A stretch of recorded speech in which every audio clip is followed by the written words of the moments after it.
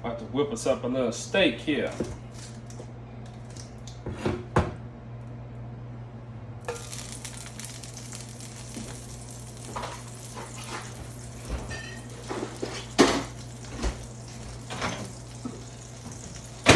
Now, this is fairly thick cut steak.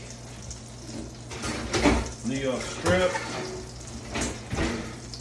Made a little seasoning paste with liquid smoke, some A1, salt, pepper. Made like a little marinade to put on it.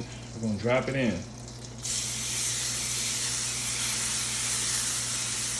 Just so it doesn't stick. Or if you can smell that.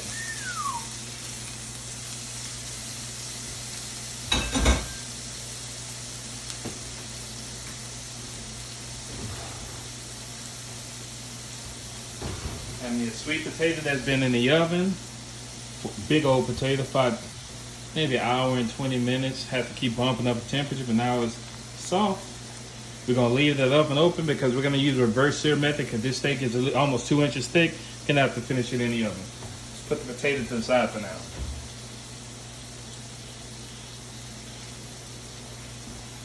Kick up the heat a little bit.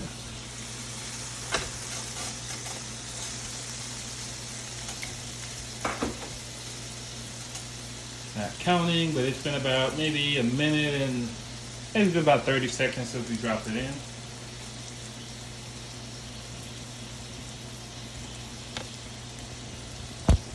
Good. A little zoom action for you. A little unsteady.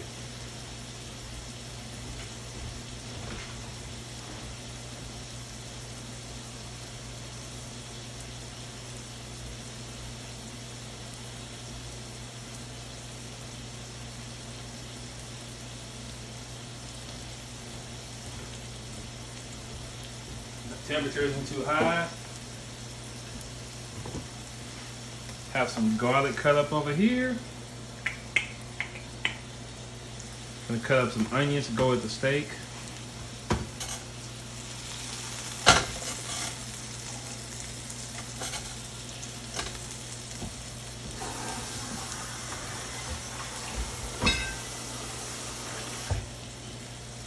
I'm not acclimated to do this, but I know a lot of people that do.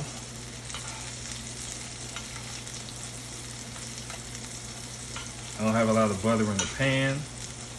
Get a little coating action going in on there.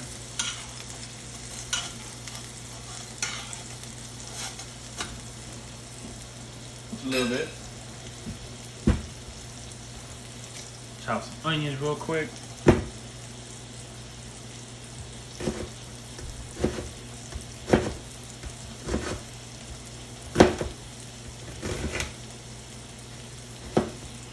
As you can see, we're just gonna cut our onions like this so that they're like strings. Gotta cut them so they're like strings. You know, not gonna actually cut them too much. Separate them because they're going in a different time than the garlic. Hadn't been on long, but let's see how it's doing.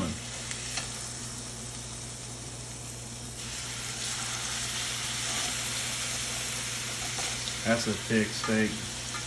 Definitely gonna have to finish it in the oven. Or we could do it on the skillet. I mean, do it in the skillet. It just depends on how much time you want to spend.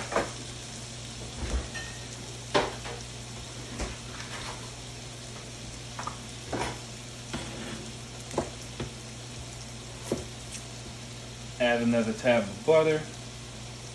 Make sure you pull the paper off. Drop it in there.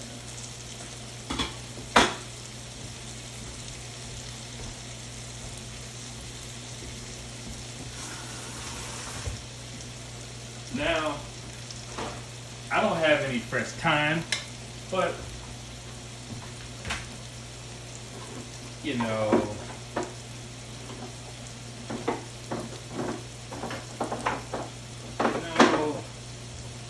just for the sake of character, we can put a little dried thyme in there, you know, for the sake of character, you know.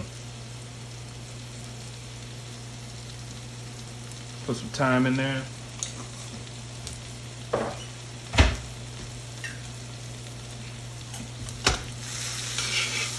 put that on top of our steak over here. Add a little bit of character to that there. Just adding a little bit of character, you know. It's all about character in your food. You want your food to leave an impact. You don't want it to be lame and taste just like everyone else's. That's what differentiates great from good. You want a unique flavor that most people find attractive. You don't want to do something that's so outlandish that people can't relate to it. Like when I marinated some chicken and grapefruit, I took the actual oils. I zested the grapefruit and put it on, and the first time I did it, I didn't use as much of the zest, but the next time I did it, it was so, I'm grateful that nobody ate the chicken because the chicken was far too tart from the grapefruit. Now, to each their own, some people might like it, but I thought it was a little overbearing, but that's just me. I'm my harshest critic. And I recommend you be your harshest critic as well.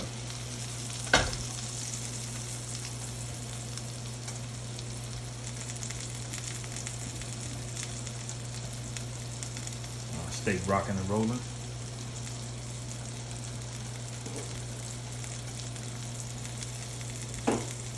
Hit the sides. Check at the bottom. Oh, that's browning. Now you see how thick this steak is. Let's put it on the sides. Again, we don't want it to stick. Some people say that's gonna remove flavor. Maybe it will, but that's how we're doing it.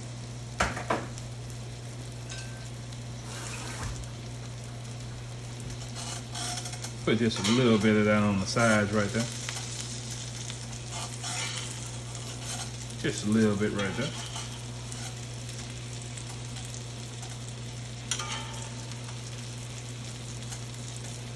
Steak is looking real good, folks. And one thing I always do is, since this season was caked on, it's going to try to leave like a residue at the bottom of the skillet. A cast iron skillet. One thing I like to do is just kind of, before it gets too caked on, just make an occasional scrape. Most of that's just spices that are getting brown because they came off the meat. So while they're soft, make an occasional scrape. You see how easy that moves. And then you can drop that back on your steak for additional flavor. We're here for a good time, not for a long time. Now, I wouldn't recommend eating hunks of steak every day.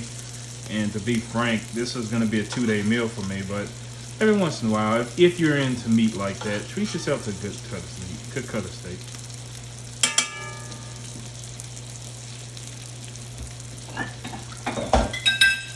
All right, let's try the other side now. There we go. All right.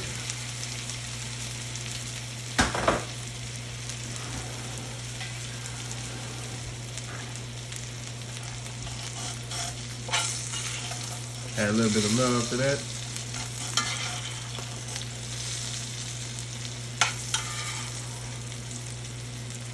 Cooking a steak on the cast iron pot is so easy. I don't like skillets because skillets just don't. I don't know. Maybe it's just a mind thing. But to me, cast iron works so much better. And of course, after this, I can throw it in the oven. The oven's still at about 250. So. Now, just from experience, this steak is probably a solid medium rare right now. And it's been in the skillet for probably about 7 minutes. Probably a good medium rare. I don't do medium rare, so we're going to keep this rocking and rolling. I'm probably going to wind up doing it in the skillet because I don't really feel like, putting it in the oven. Then all the stuff I'm able to scrape now is going to be baked on, and I don't want to have to deal with all that, so. It may take a little bit more butter, but keep it in the oven. Keep it on the stove. Take the steak, kind of push it off of its place. Scrape those bits. You can always turn the heat down.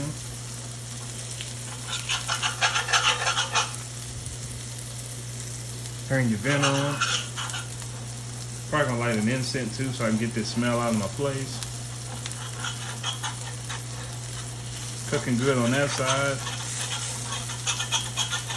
Scraping that stuff up to make sure it doesn't stick. Now let's flip it back. Oh yeah. As you can see, tender.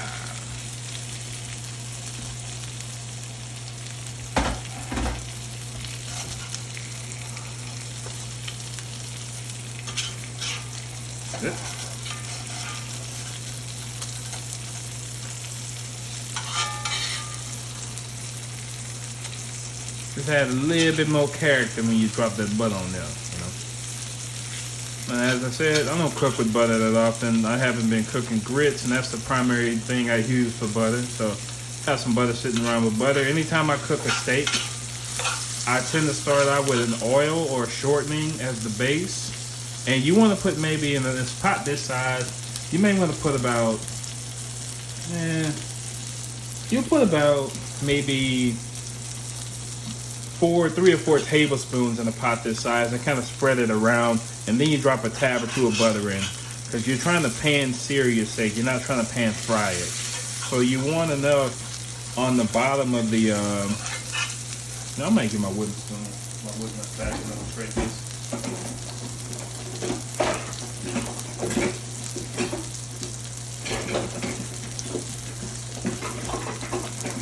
There you are, trying to evade me. Scrape that up, keep that clean.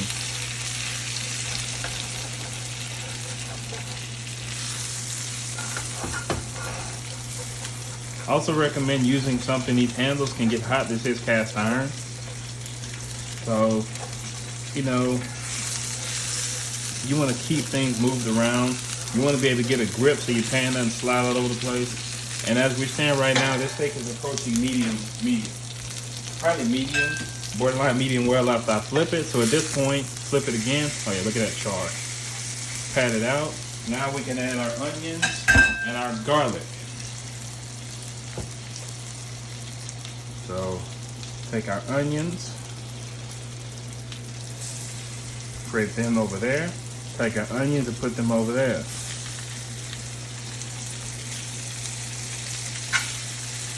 And now one thing to remember is you are running against the clock here. Turn your fire down, but you're racing against the clock. Because your steak is going to be about as done as it's going to be. So now you're just trying to cook down your onions and your garlic. Take your take your onions, kind of break them up. Or you could do this beforehand, whatever you prefer. Just take your onions and kind of separate them. Mix them up in the oil to make sure they're getting the goodness. You want to keep this stuff moved around. Actually, you can probably mix the onions and the garlic together at this point. I mean, to each their own. I'm going to do this because it makes it a little bit easier to deal with.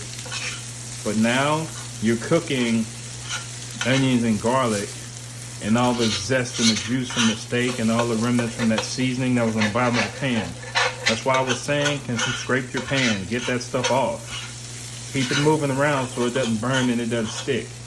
And if you keep it moving around good enough, then what you get is you get onions and garlic that are covered in that spice, those spices that are somewhat charred but not burnt, that have been cooking in the remnants of that juice from the steak.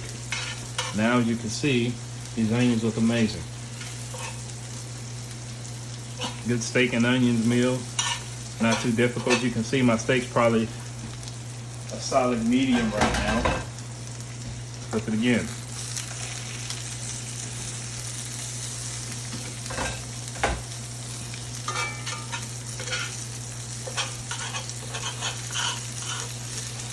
One thing, you can't, when you're cooking something like this, you can't walk away. You cannot walk away. You gotta stay with it. You don't want it to, you do not want this to burn. Ruin all your time and effort. Who wants to sit in front of a stove for 15 minutes only for something to burn? Now, then you jack your video up, just wouldn't be worth it. Now, you have spices from the seasoning that was on the steak. If you want to add additional spices to your onions and garlic, you can, but I'm fairly sure these are gonna be seasoned well enough so we don't have to worry about that. As you can see, they look amazing right now. They're still cooking. My fire is down to about a 3. And it goes from pretty much low to high with a 1 and a 9 in between. So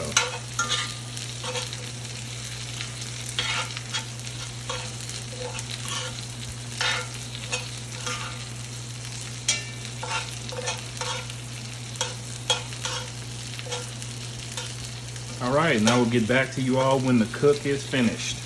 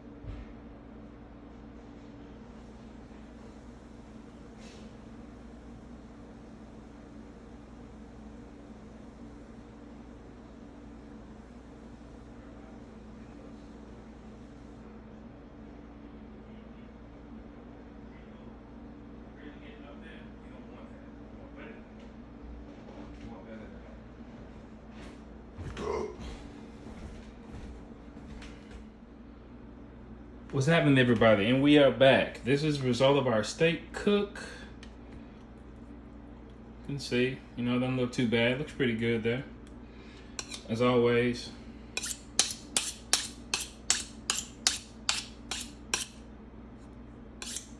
I don't believe this knife is that sharp to begin with. This is the old knife, but hopefully it'll get the job done.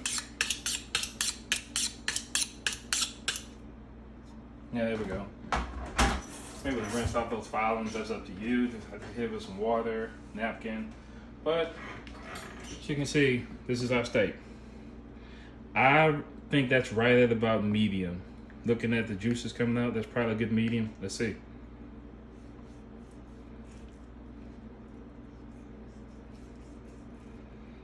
That is a, medium. A little bit of moo you can taste there.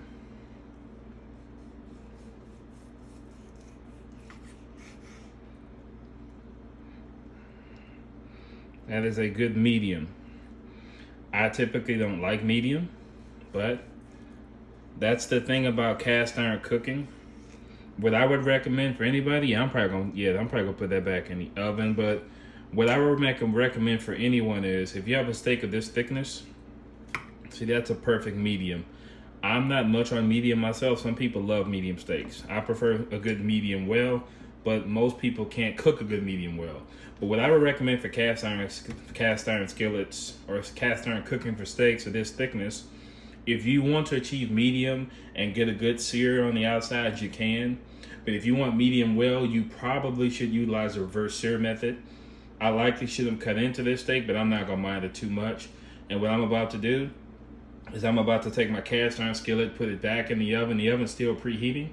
Put it back in the oven at about 325 for maybe 10 minutes to let this kind of just brown in the center. But as you can see, that's a beautiful medium for those that like that. And that is how our steak cook turned out. Thank you all for checking it out. Stay tuned.